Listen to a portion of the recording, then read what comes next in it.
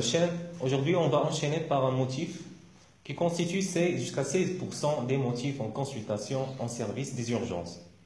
Et qui de nous n'a pas eu un jour une crise de céphalie? On va entamer une nouvelle série de vidéos parlant de céphalie aiguë. Donc je commence par l'interrogatoire. Donc c'est Mohamed, c'est Moun'aim, un patient vous consulte pour une douleur, pour une céphalie. Qu'est-ce que vous demandez à votre patient? Donc déjà comme définition, la céphalie c'est une douleur de la région du crâne, à différencier des allergies faciales. Et comme toute autre douleur, il faut faire sortir trois éléments. Les caractéristiques de la douleur, les signes accompagnateurs et le terrain du patient. Pour ce qui est caractéristique, il faut préciser le début. Puis le siège. Une céphalie en casque, c'est pas la même chose qu'une céphalie temporale ou frontale. Puis son intensité pour guider le traitement ontagique. Puis les facteurs aggravants comme l'effort qui va nous orienter vers certains diagnostics.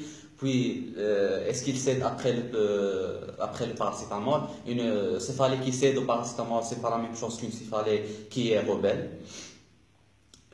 Puis son caractère pulsatile au continu, parce que on sait que de loin l'étiologie la plus fréquente de céphalie c'est la migraine, et parmi ces caractéristiques c'est son caractère pulsatile.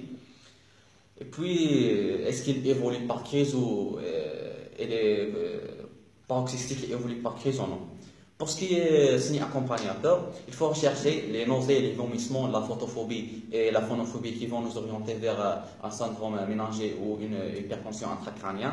Il faut surtout chercher aussi des signes ophtalmologiques à type de larmoiement et de rougeur oculaire qui font craindre l'urgence ophtalmologique qui est le glaucome à angle fermé. Bien sûr, chercher aussi des signes ORL à type d'écoulement nasal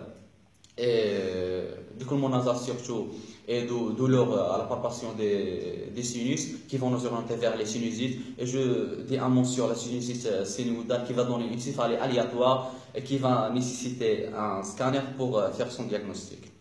Pour ce qui est le terrain, on va chercher l'âge, surtout l'âge. Un sujet âgé, c'est pas la même chose qu'un sujet jeune. Un âge avancé fait évoquer la maladie du sujet âgé qui est la maladie d'Orton. Et le processus expansif, les tumeurs. Oui, les tumeurs, bien sûr.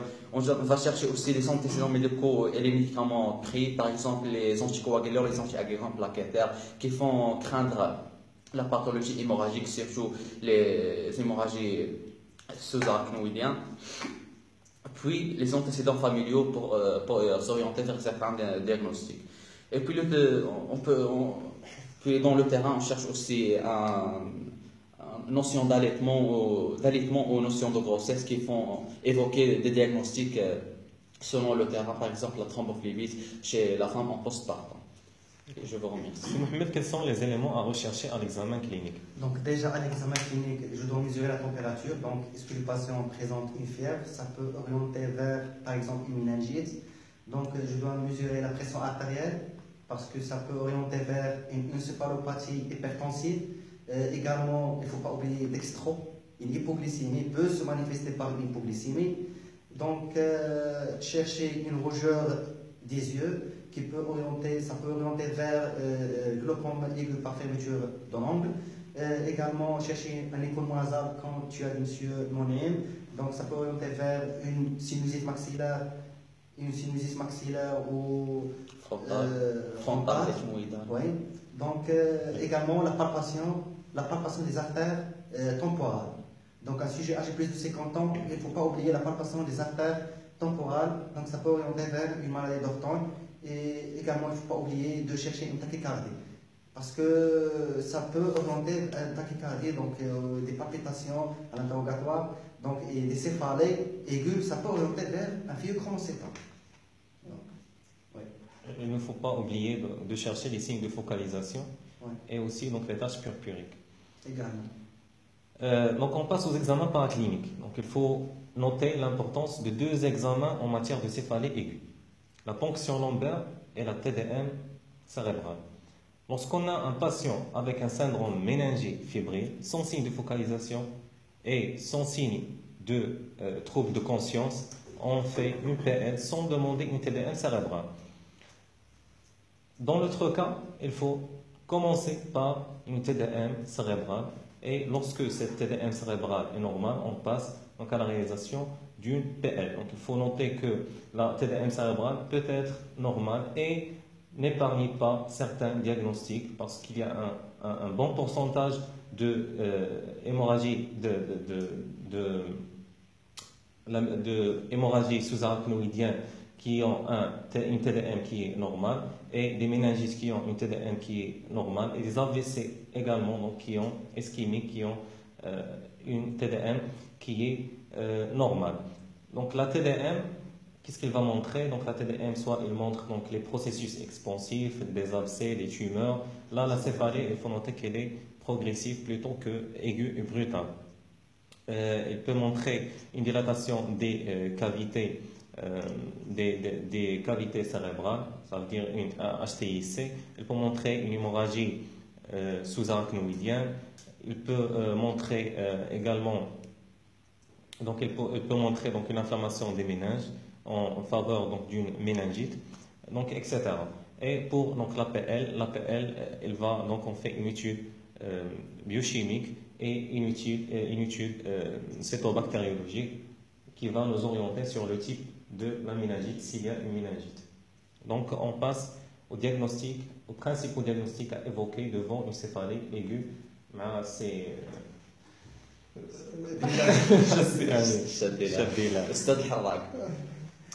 alors, pour le diagnostic à évoquer devant des céphalées aiguës, alors, premièrement, je vais parler du diagnostic en matière des examens à demander. Alors, quels sont les diagnostics à évoquer ou simplement? Premièrement, l'hypoglycémie, deuxièmement, l'intoxication, CO.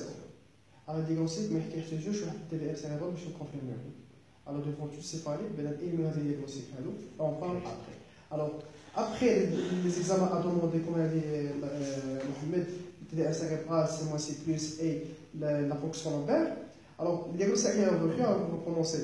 S'il y a un état de une méningite, l'hémorragie méningée, les AVC ischémiques, les AVC hémorragiques, tout processus tumoral, alors un syndrome d'HTIC, les vascularites d'Orton, alors la palpation de l'artère temporale est systématique chez l'âgé plus de 50 ans, alors un glaucome aigu par fermeture de l'angle, et comme j'ai déjà dit et je redis, les deux causes à ne pas oublier, l'hypoglycémie et l'intoxication en CO, et aussi l'autre cause de céphalée aiguë, c'est la thrombophlébite. Thrombophlébite qui est connue par son signe sur l'imagerie, le signe de delta. Alors c'est ça le diagnostic à évoquer devant des céphalées aiguës. Donc, donc ajouter à cela une encéphalopathie hypertensive. Hypertensive à part avec, et aussi le fluorochromocyte. Le fluorochromocyte. Oui. Donc, pour ce qui est thrombophlébite, il faut savoir demander les incidences qui vont montrer le thrombophlébite du sinus sagittal supérieur. Parce que, par exemple, un thrombophlébite du sinus sagittal supérieur va se manifester par un syndrome d'HTIC avec une paraplégie. Aussi, je rajoute autre chose pour l'indication de la PL. Il faut surtout demander un bilan d'hémostase avant de faire la PL. Parce que ça peut être montré si le patient il a un trouble d'hémostase. Il y a d'autres examens complémentaires qu'on peut demander. Par exemple, l'échodoppler, si on suspecte une dissection de la carotide. J'ai oublié la dissection de l'artère cervicale, des artères cervicales, surtout les artères carotides ou les artères vertébrales. Oui. On peut également demander la VS et la CRP, donc si on suspecte une crise de maladie de Horton. Voilà. Et il y a donc les angios TDM et l'angio IRM, donc on en dispose. Donc si on veut récapituler, donc la céphalée est un motif fréquent de consultation en service des urgences. À l'interrogatoire, il faut insister sur le mode d'installation. Est-ce qu'il est brutal ou plutôt progressif? Il faut différencier des modes qui sont plutôt chroniques au quotidien, les céphalées quotidiens qui orientent vers une céphalée, bien une cause primaire, la migraine en premier lieu. Il faut insister également sur l'état du patient. Donc, est-ce que le patient a des facteurs de risque cardiovasculaire? Est-ce qu'elle est suivie pour une maladie connue? insuffisance rénale, par voilà, exemple. une insuffisance rénale, etc. Il faut également insister sur les médicaments que prend le patient. Il faut rechercher une intoxication au CO. Donc, ça, un interrogatoire. À l'examen clinique, il faut insister sur donc, les constantes, surtout la fièvre, la tension artérielle, voilà, le pouls, la fréquence cardiaque, et on y ajoute donc l'hypoglycémie.